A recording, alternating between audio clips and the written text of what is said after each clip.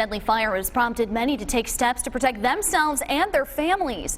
Managers at this Home Depot in Cheektowaga say in light of Friday's tragedy, sales of smoke detectors have increased.